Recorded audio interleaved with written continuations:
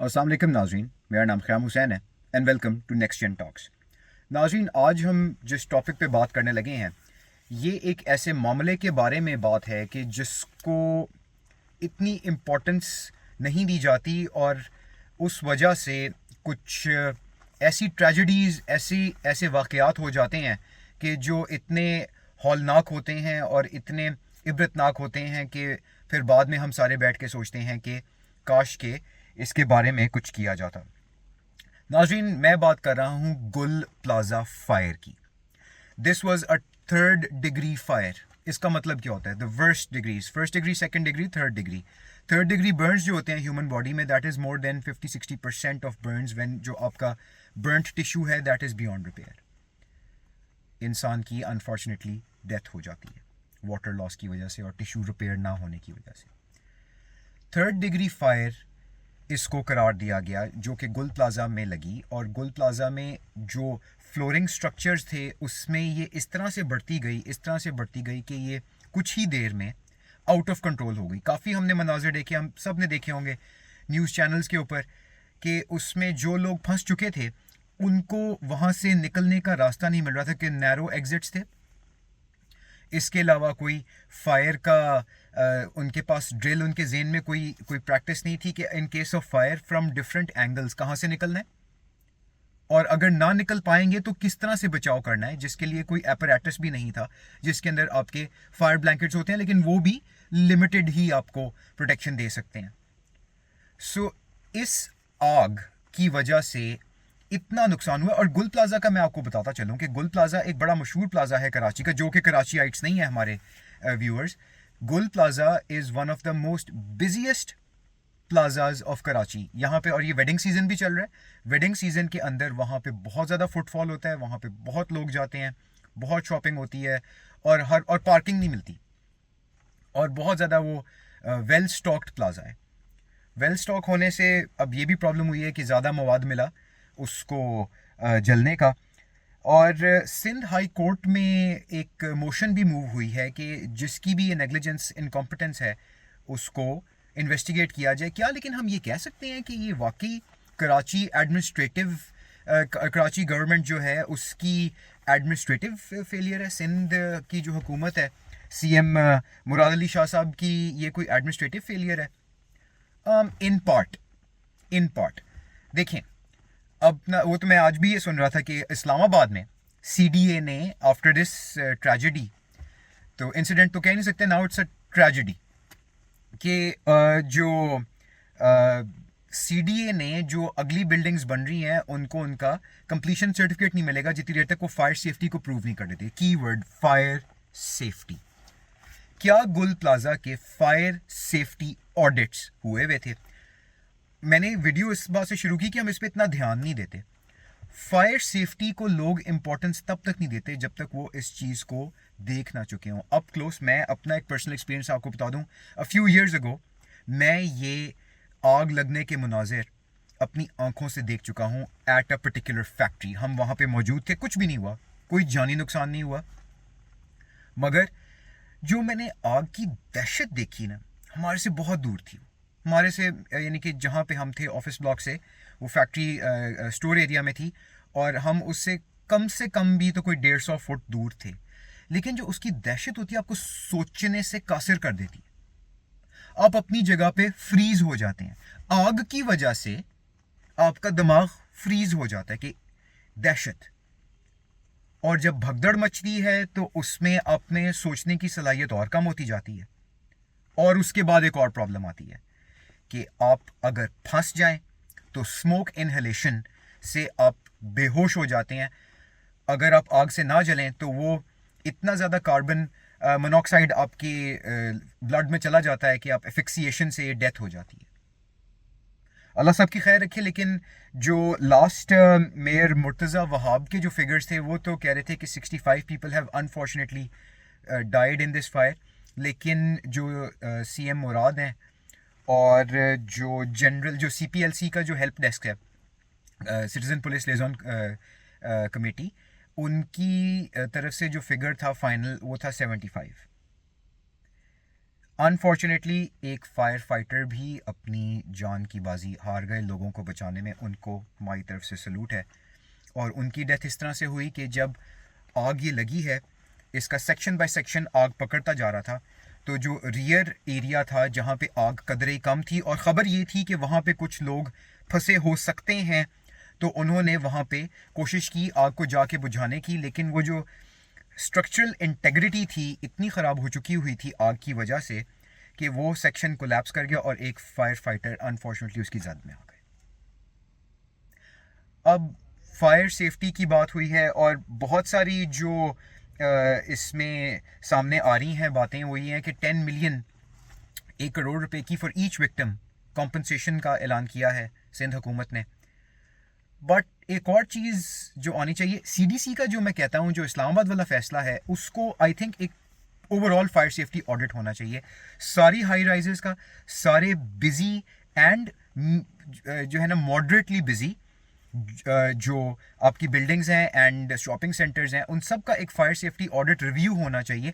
कुछ लाहौर में कुछ मैंने ऐसी बिल्डिंग्स देखी हैं जिनका माशाल्लाह आउटस्टैंडिंग उनका एक पूरा सेटअप है फॉर फायर सेफ्टी। उसके अंदर फायर सेफ्टी ड्रिल्स भी होते हैं। सुना ही नहीं होगा किसी ने फायर सेफ्टी ड्रिल्स, यार हम क्यों करें भाई। आप जो गुल प्लाजा के जो प्रेसिडेंट हैं तनवीर कासिम साहब, आई एम श्योर उन्होंने कभी ना कभी तो ज़रूर सोचा होगा कि यार फायर सेफ्टी ड्रिल करवाया जाए। फायर सेफ्टी ड्रिल एक ये होता है कि एक मॉक फायर की जाती है कि अगर आग लग जाए तो उसकी सूरत में किसने कहाँ से जाना है, कौन से फ्लोर के कौन से सेक्शन ने कहाँ से निकलना है, ताकि एक दूसरे से लोग ना टकराएं और भगदड़ ना मचे और भगदड़ में ना कोई इंजर हो। कुछ भी नहीं था। तो ये चीज़ें आपको प्रिपेयर करती हैं, जिस तरह एग्जाम के लिए हम पढ़ते हैं, तैयार होते हैं, जेन को तैयार करते हैं, ये सेफ्टी ड्रिल्स आपको तैयार करते हैं for a situation such as this. और ये उस ऑडिट के अंदर रिकॉर्ड होते हैं। उस ऑडिट के अंदर और चीज़ें क्या आती हैं, उसके अंदर आपके फायर एक्सटिंग्विशर्स, अगर आपका कोई सेंट्रलाइज कोई फायर फाइटिंग सिस्टम है उसकी चेकिंग होती है, एंड मोस्ट इंपॉर्टेंटली आपकी वायरिंग, ओपन वायरिंग एंड जो एक्सप्लोसिव एलिमेंट्स होते हैं, if you have a gas connection या कहाँ कहाँ पे ऑयल या गैस यूज़ हो रही है, उसकी सारी रिकॉर्ड होता है, ताकि लोगों को पता होता है कि इस जगह को स्पेसिफिकली अवॉइड करना है इन केस ऑफ फायर, या अगर फायर वहाँ पे ओरिजिनेट की है तो उससे दूर की तरफ जाना है। ये सारे मामलात गुल प्लाजा फायर में ना हो सके और 75 पीपल पास्ट अवे। जो वहाँ पे टूवर्ड्स दी एंड एक कूलिंग फायर फाइटिंग में ये होता है कि जब मेजर ब्लेज जब बंद हो जाता है, ये 3rd डिग्री फायर थी जिसको फायर फाइट करते हुए भी जो है ना काफ़ी टाइम लगता है। एंड हमायूं अहमद हैं जो फायर सेफ्टी के जो हेड थे वहाँ पे, उन्होंने ये बताया कि 2 फायर फाइटर्स अनफॉर्चुनेटली इंजर्ड हैं और एक अपनी जान की बाजी हार चुके हैं। और उन्होंने पूरी डिटेल दी थी कि 10 बाउजर्स एंड 26 फायर टेंडर्स, जो वो ट्रक्स होते हैं, एंड आई थिंक 4 स्नॉर्कल्स वो लगे हुए थे। जो स्नॉर्कल्स होते हैं, स्नॉर्कल्स बेसिकली जो हैं वो आपको वहाँ पे एरिया से आगे गुजारते हैं ताकि जो स्मोक को आप बैटल कर सकें। स्मोक एम्बैटलमेंट जो है ना वो बहुत ज़रूरी होती है कि स्मोक के साथ जो फायर फाइटर्स हैं वो इतने डिस्ट्रैक्ट ना हों कि वो अपना काम ना कर पाएँ। सो ये सारा इक्विपमेंट जो है वहाँ पे पहुँचा है। There were some complaints, there were I think जो ऑब्जर्वेशन थी CPLC की, जिन्होंने हेल्प डेस्क बनाए हुए थे, लोग वहाँ पे आ रहे थे, वो ये भी बता रहे थे कि जनाब ये इक्विपमेंट लगा हुआ है तो आप परेशान ना हो। CPLC के हेल्प डेस्क ने लोगों को बहुत हेल्प किया। सो एडमिनिस्ट्रेटिव फेलियर नहीं कहा जा सकता इसको। देखिए ठीक है, फायर जो कॉज हो गई उसकी इन्वेस्टिगेशन सामने आ जाएगी, लेकिन जो एडमिनिस्ट्रेशन ने जो पूरा काम किया है उसको प्रॉपरली मेथोडोलॉजिकली जो है फॉलो किया है। देखें 1000 दुकानों को आग लगी हुई है, उसके लिए इतना फायर फाइटिंग इक्विपमेंट चाहिए। वो वहाँ पे बताया वहाँ पे पार्किंग भी नहीं मिलती, तो वो वहाँ पे पार्क भी नहीं प्रॉपरली हो सकता, लेकिन उन्होंने बड़ा प्रॉपरली इसको हैंडल किया है।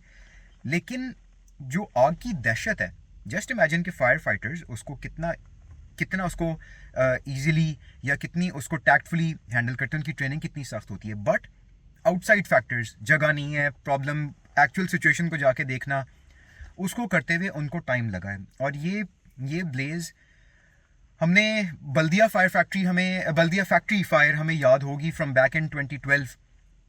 वहाँ का तो उसमें तो बहुत बुरे हालात थे। बट ये है कि अभी यहाँ पे ये ट्रेजेडी अवर्ट की जा सकती थी?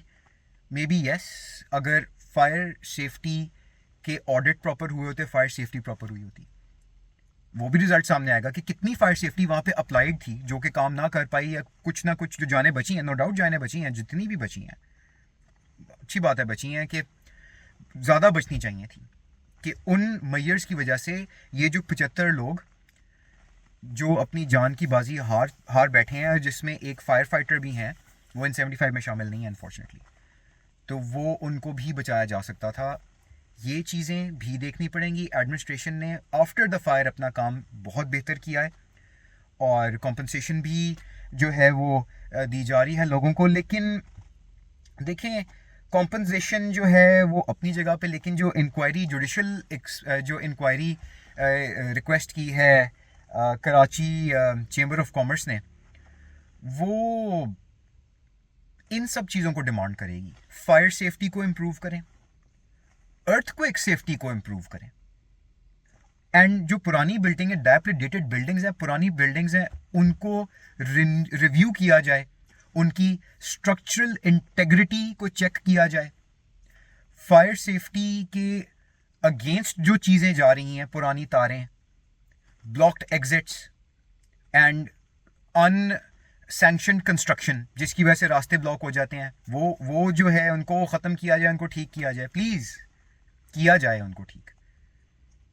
महीने 40 दिन के बाद इस मामले को भूला मत जाए, बिकॉज मैं कई जगहों को मैं ऐसे देखता हूँ, एंड मैं क्योंकि ये सिचुएशन भी देख चुका हूँ, और उसके बाद उस फैक्ट्री में जो भी फैक्ट्री थी, उन्होंने अपनी फायर सेफ्टी बहुत इंप्रूव कर ली थी। हमारे महाना तौर पे, महाना बेसिस पे हमारे फायर ड्रिल्स होते थे, और everybody was made sure that they participated, ताकि उनको अपनी ही सेफ्टी के लिए बेहतर पता हो कि उन्होंने कहाँ से जाना है और क्या करना है।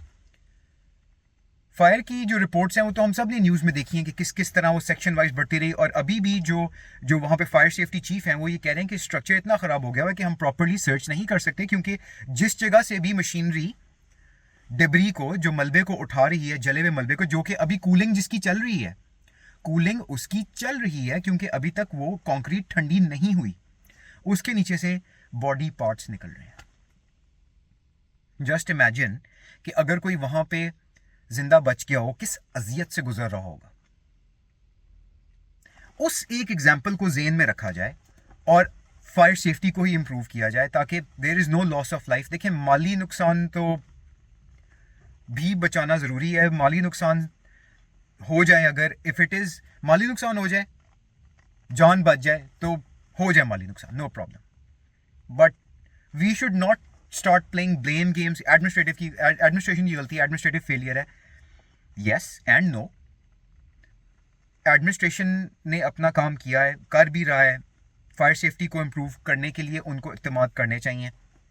आई थिंक एक सिटी गवर्नमेंट का जो मेयर ऑफिस है, उसको भी ये रेगुलर लेटर्स भेजने चाहिए कि सारे ताजरान, जितनी भी जो वो हैं चेंबर ऑफ कॉमर्स वाले हैं, वो इस चीज़ को मेक श्योर करें, क्योंकि जो पुरानी बिल्डिंग्स हैं उनके अंदर स्ट्रक्चरल इंटेग्रिटी बहुत इफेक्ट हुई होती है, और स्ट्रक्चरल इंटेग्रिटी अच्छी होना फायर के इन केस ऑफ फायर उसमें भी सामने आती है कि if the structure is strong, तो वो इतना थोड़ा टाइम निकाल लेता है कि वो आपका जो है ना, लोग निकल जाएं। So on that note, very tragic, and I am very sorry for the people who have lost their lives. But उम्मीद रखते हैं कि आगे हम इस ट्रेजेडी से हम सीखेंगे और आगे बढ़ेंगे और फायर सेफ्टी को सीरियस लेंगे, और इसके बाद जो है हमें इस किस्म की खबर और ट्रेजेडी ना सुनने को मिलेगी, क्योंकि हम इसको नहीं भूलेंगे। मैंने बल्दिया फायर का जिक्र किया, मैं नहीं भूला उसको।